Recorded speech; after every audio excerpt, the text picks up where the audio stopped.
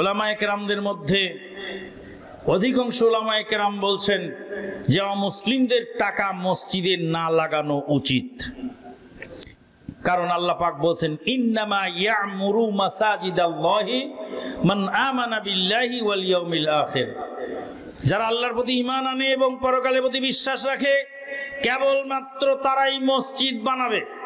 ইয়ামুরু শব্দের দুইটি অর্থ, ইয়ামুরু মানে হলো নির্মাণ করা, তামির করা, আর ইয়ামুরু শব্দের আরেকটা অর্থ মসজিদ আবাদ করা। দলিল অন্য হাদিসে আসছে ওয়া মাসাজিদুহুম আমিরাতুন ওয়া হিয়া খারাবুম মিনাল হুদা।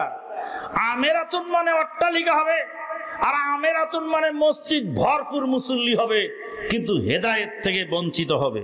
ওলামায়ে কেরামগণ বলছেন যদি অমুসলিমের টাকা এসে যায় তাহলে মসজিদের বাউন্ডারি, তারপরে বাথরুম, সাইডের অন্যান্য কাজে যেখানে ইবাদত হয় সেই ইবাদতখানার মধ্যে ডাইরেক্ট টাকা লাগানো উচিত নয়।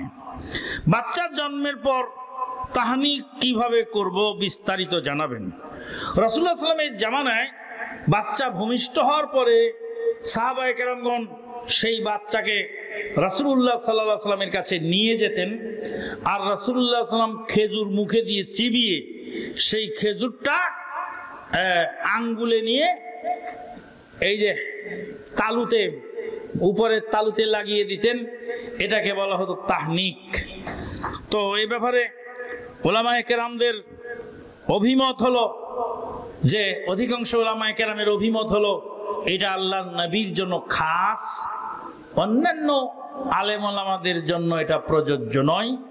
কারণ আমার কাছে বরকতের কিছু নেই, রাসূলুল্লাহ সাল্লামের সবকিছুই বরকত। রাসূলুল্লাহ সাল্লামের জীবদ্দশায় তার লালা, থুতু, তার ওজুর পানি, সেগুলি ছিল বরকত। বুখারীতে হাদিস আসছে রাসূলুল্লাহ ওযু করতেছিলেন আর ওজুর পানিগুলি সাহাবায়ে কেরামগণ ধরে নিতেন। রাসূলুল্লাহ সাল্লাল্লাহু আলাইহি ওয়াসাল্লামের ঘাম সাহাবায়ে কেরামগণ ধরে নিয়ে সেই ঘামকে আপনার কি বলে আতরের সঙ্গে মিলিয়ে ব্যবহার করতেন। রাসূলের ঘাম ছিল পবিত্র। রাসূলুল্লাহ সাল্লাম বিদায় হজে যখন চুল কামালেন, মাথা কামালেন অর্ধেকটা, অর্ধেক কামিয়ে মাথার চুলগুলি বিতরণ করে দিলেন। সাহাবায়ে কেরামগণ বোতলে ভরে রেখে দিতেন। কিন্তু যখনই রাসূলুল্লাহ সাল্লাম ইন্তেকাল করলেন তখন সাহাবায়ে কেরামগণ এগুলি কি করে দিলেন? বিলুপ্ত করে দিলেন। রাসূলুল্লাহ সাল্লামের জীবদ্দশায় তার শরীরের ব্যবহৃত যে কোনো বস্তু দিয়ে বরকত হাসিল করার বিধান চালু ছিল। কুরবানির সাথে আকিকা করা যাবে কি? বাচ্চার বয়স যদি 10ই জিলহজের 7ম দিন হয় তাহলে কুরবানির জায়গায় করবেন, আকিকার জায়গায় করবেন। কিন্তু সারা বছর আকিকা দেননি, কুরবানির দিন আকিকা দেওয়ার খেয়াল হয়েছে, তাও আবার আকিকা দিচ্ছেন গরু দিয়ে। আকিকা যত জায়গায় পাওয়া যায় ছাগল দিয়ে, বকরি দিয়ে, ভেড়া দিয়ে আকিকা দেওয়ার বিধান আসছে। ওলামায়ে কেরামগণ বলছেন যে কোনো এলাকায় যদি ছাগল, বকরি, ভেড়া না পাওয়া যায় তাহলে সেই এলাকায় গরু দিয়ে আকিকা দেওয়া যাবে।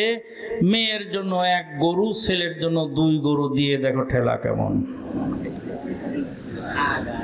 ওরসের খাবার খাওয়া যাবে কি? ওরসের খাবার খাওয়া যাবে না। ওমা উহিল্লা বিহি লিগাইরিল্লাহ, গায়রুল্লাহর নামে যেটা মানত করা হয় সেটা ইসলাম হারাম ঘোষণা করে দিয়েছে। এক লোকে আমাকে জিলাপি দিচ্ছে, আমি জিজ্ঞেস করলাম এটা কিসের জিলাপি? কেন জিজ্ঞেস করলাম? ওই যে নবী জিজ্ঞেস করতেন যে এটা কি সাদাকা না হাদিয়া। আমি জিজ্ঞেস করলাম এটা কিসের জিলাপি? আমি তো জানি মিলাদ পরই আসলো কেবল, মিলাদের জিলাপি। তো বলছে এই জিলাপি হলো চিনি আর আটা দিয়ে বানানো হয়েছে, এটা আটা চিনির জিলাপি। আমি বললাম আহম্মক নম্বর 1, যে প্রশ্ন বোঝে না তো উত্তর কি করে দিবে? ইফ যদি ইজ হয়, তারপরে হট মানে কি? তো বলছে গাধার মতো প্রশ্ন করলে উত্তরই বা দেবো কি? তা আমি তোমারে জিজ্ঞেস করলাম এটা কিসের জিলাপি? জিলাপি যে আটা চিনি দিয়ে বানায় এটা আমানুল্লাহ মাদানী বোধহয় জানে না। তুমি বলছো এটা আটা চিনির জিলাপি। তো বলছে জিলিপি মিলাদ পরে নিয়ে আসলাম, সমস্যাটা কি? সমস্যা তো কিছুই নেই। জিলাপি মিলাদ পরে নিয়ে আসতে সমস্যা আছে?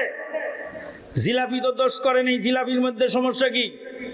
বললাম শুনুন, গাছের কলা কেটে 1 সরা বিক্রি করেছে দিঘির হাটে। দিঘির হাটে হাট বসে না? দিঘির হাটে কলা বিক্রি করেছে। কলাটা নিয়ে আপনি খেলেন, হালাল টাকা দিয়ে হালাল কলা কিনে খেলেন, সমস্যা নাই। কিন্তু আর 1 সরি কলা কেটে নিয়ে ওটা কি বলে ঠাকুরের ঘরে ভোগ দিয়েছে, মানত দিয়েছে। ঠাকুরের ঘর থেকে ওই কলা তুলে এনে আপনি খেলেন, হালাল হবে তো? কথা বলেন, হালাল কি হবে? আল্লাহ পাক বলেন ওমা উহিল্লা বিহি লিগাইরিল্লাহ, গায়রুল্লাহর নামে যারা উৎসর্গ করা হয়েছে সেটা হারাম। এবার বলেন কলায় কি দোষ করছে?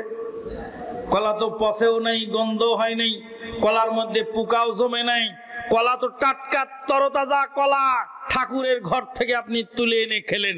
যারা জীবনে হিন্দুদের পূজার প্রসাদ খেয়েছেন তারা তওবা করবেন, ইস্তেগফার করে আল্লাহর কাছে ক্ষমা চাবেন। এক বক্তা বলছে বিয়ের পর মেয়ে 3 দিনের বেশি বাবার বাড়িতে থাকলে বাবাকে খরচ দিতে হবে। বক্তা সাহেবের এই কথাটা ভুল আছে। সব বক্তার সব কথাটা সঠিক হয় না, 2-1টা ভুলও হয়। মানুষ যে তার প্রমাণ হলো মানুষের ভুল হয়। দলিল হলো রাসূলুল্লাহ সাল্লাল্লাহু আলাইহি ওয়াসাল্লাম বিয়ে করলেন 6 বছর বয়সে, মা আয়েশা সিদ্দিকাকে বিয়ে করলেন 6 বছর বয়সে, 9 বছর বয়সে ঘরে নিলেন, 9 বছর বয়সে ঘরে নিলেন, 6 বছর বয়সে বিয়ে করলেন। এই যে 3 বছর শ্বশুর বাড়িতে আল্লাহর নবীর স্ত্রী থাকলেন। নবী সাল্লাল্লাহু আলাইহি সাল্লাম খরচের টাকা দিয়েছিলেন, প্রমাণ পাওয়া যায়নি। যখন আল্লাহর নবীর স্ত্রী আয়েশা সিদ্দিকার চরিত্রে কলঙ্ক লেপন করা হয়েছিল তখন আল্লাহর নবী তার স্ত্রীকে বাপের বাড়ি পাঠিয়ে দিয়েছিলেন। কোরআনে সূরা নূরের আয়াত নাজিল হওয়া পর্যন্ত মা আয়েশা সিদ্দিকা কোথায় ছিলেন? বাপের বাড়ি। বাপের বাড়ি থাকার কারণে টাকা দিয়েছিলেন, এমন প্রমাণ পাওয়া যায়নি। মসজিদে ইমাম খুতবায়, মসজিদের ইমাম সুদ খায়, নিষেধ করলে শোনে না, আমি কি বাড়িতে নামাজ পড়বো? সুদখোর ইমামের পিছনে সালাত হবে কিনা সেটা হলো পরের বিষয়। সুদখোর ইমামকে ইমাম রাখা যাবে কিনা সেটা আগে বলেন। সুদখোর ইমামকে ইমাম রাখা যেতে পারে না, তাকে বয়কট করতে হবে, বের করে দিতে হবে মসজিদ থেকে, যতদিন পর্যন্ত সুদ খাওয়া বন্ধ না করে। যদি মসজিদ কমিটি তাকে বের না করে তাহলে আপনার সালাত হয়ে যাবে, মসজিদ কমিটি অবশ্যই পাপিষ্ট হবে, এতে কোনো সন্দেহ নেই। মহিলা মানুষ বিয়ের বয়স হয়েছে, বাপ মা বিয়ে দিতেছে না, এমন অবস্থায় পালিয়ে বিয়ে করা যাবে? জি না, পালিয়ে বিয়ে করা যাবে না। বাপ মা যদি বিয়ে না দেয় তাহলে কি এলাকার chairman, member, DC, SP, magistrate তাদের আশ্রয় সে নিবে? কোন দায়িত্বশীলের কাছে গিয়ে বলবে আমার বাবা মামাকে বিয়ে দিবে না, আপনি আমার বিয়ের ব্যবস্থা করুন?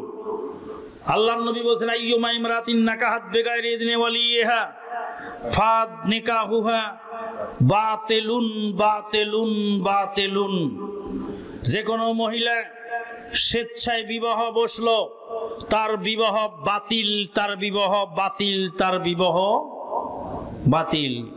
অন্য হাদিসে আল্লাহর নবী সাল্লাল্লাহু আলাইহি ওয়াসাল্লাম লা নিকাহা ইল্লা বিওয়ালি, ওয়ালির অনুমতি, অভিভাবকের অনুমতি ছাড়া বিবাহ হবে না। অতএব অভিভাবকের অনুমতি ব্যতিরেকে পালিয়ে বিয়ে করা বিয়ে শুদ্ধ নয়। আর বাপেরও উচিত মেয়ের মতামত যাচাই করে, মেয়ের পছন্দ অপছন্দের দিকে বিবেচনা করে তার অনুমতি নিয়ে তাকে বিবাহ দেওয়া, সেই বিষয়ে খেয়াল রাখা দরকার। আমাদের দেশের এক শ্রেণীর মুরব্বী লোক আছেন যারা মেয়ে যখন রাস্তাঘাটে ঘুরে বেড়ায় তখন তার মাথা টেনশন থাকে না, কিন্তু মেয়ে যখন পরকীয়ায় জড়িয়ে পড়ে, অন্য ছেলের সাথে গভীর সম্পর্কে লিপ্ত হয়, তখন এই লোক বাবাগিরি দেখায় যে আমার মেয়ে আমার কথা শুনবে, ওকে কেটে 2 টুকরা করে ফেলবে। তারপর যখন পালিয়ে বিয়ে করে 2-4 মাস কেঁদে কেটে আবার মেনে নেয়, একেই বলে গাধা পানি ঘোলা করে খায়। কেন আপনি টাইম মতো বুঝলেন না?